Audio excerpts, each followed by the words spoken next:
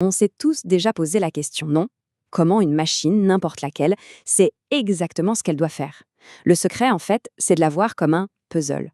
Un puzzle avec deux pièces maîtresses qui s'assemblent à la perfection. Partout autour de nous, il y a des objets qui fonctionnent tout seuls. C'est presque magique. Mais derrière la magie, il y a une logique. Comment ça marche, au fond? Comment un appareil sait quoi faire? Et surtout, où est-ce qu'il trouve la force pour le faire?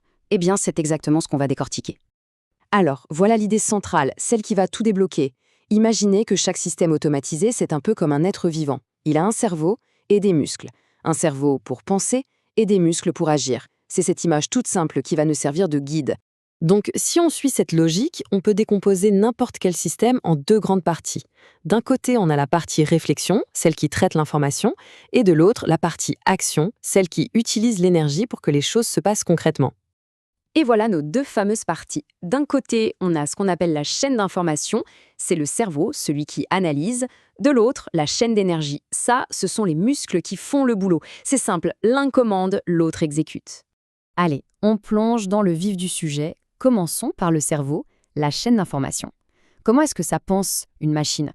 En fait, c'est un processus super logique en 3 étapes. Alors, ces 3 étapes, c'est un peu comme un réflexe. D'abord, acquérir. Le système capte une info, il écoute ce qui se passe. Ensuite, traiter. Là, il réfléchit à cette information. Et enfin, communiquer. Il décide quoi faire et transmet l'ordre. Acquérir, traiter, communiquer.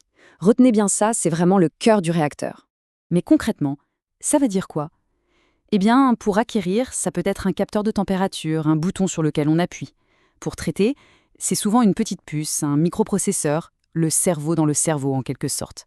Et pour communiquer, l'ordre peut être envoyé par un simple fil électrique, mais ça peut aussi être un voyant qui s'allume ou un bip sonore. Ok, on a vu comment le système réfléchit. Maintenant, voyons comment il agit. On passe aux muscles, à la chaîne d'énergie. C'est là que la décision se transforme en action physique. Et ça se passe en 4 temps. Bon, pour agir, il faut de l'énergie, c'est la base. C'est la première étape, alimenter. Ensuite, cette énergie, il faut l'envoyer au bon endroit. C'est distribuer.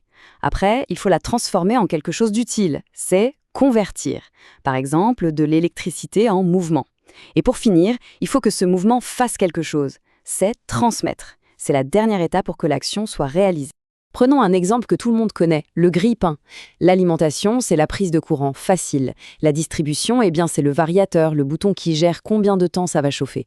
La conversion, ce sont les filaments qui rougissent et transforment l'électricité en chaleur. Et enfin, la transmission, c'est le mécanisme à ressort qui éjecte le pain. Tout s'enchaîne parfaitement. Bon, on a notre cerveau d'un côté et nos muscles de l'autre. Mais la vraie question, la question à 1 million, c'est comment les deux se parlent? Comment l'ordre du cerveau arrive-t-il jusqu'aux muscles? Eh bien, la réponse est dans cette phrase qui est vraiment le cœur de l'idée. C'est là que va agir la chaîne d'information pour commander la chaîne d'énergie. C'est aussi simple et aussi puissant que ça. L'information prend le contrôle de l'énergie. Et ce point de contact, ce pont entre les deux mondes, il se fait précisément ici.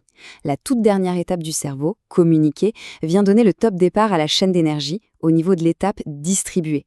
C'est comme une étincelle. L'ordre est donné et hop, l'énergie peut commencer à circuler pour que l'action se fasse. Et voilà, le puzzle est complet. On peut maintenant assembler toutes les pièces. Et ce qu'on obtient, c'est un modèle, une sorte de grille de lecture super puissante qui permet de comprendre le fonctionnement de n'importe quel objet automatisé. Regardez, tout est là. La chaîne d'information, le cerveau, avec ses 3 fonctions, acquérir, traiter, communiquer. Et la chaîne d'énergie, les muscles, avec ses 4 fonctions, alimenter, distribuer, convertir, transmettre. C'est la carte d'identité de n'importe quel système automatisé. Du coup, on peut redéfinir ce qu'est un système automatisé avec une nouvelle clarté. C'est tout simplement un appareil qui combine une chaîne d'information pour donner des ordres et une chaîne d'énergie pour les exécuter. Les deux sont inséparables et travaillent main dans la main. Alors maintenant, le jeu commence. La prochaine fois qu'un objet s'active tout seul autour de soi, que ce soit la machine à café, une porte automatique, n'importe quoi, essayez de voir au-delà de l'objet. Posez-vous la question, où est son cerveau? Où sont ses muscles? Quel est le premier système que vous allez analyser avec cette nouvelle vision des choses?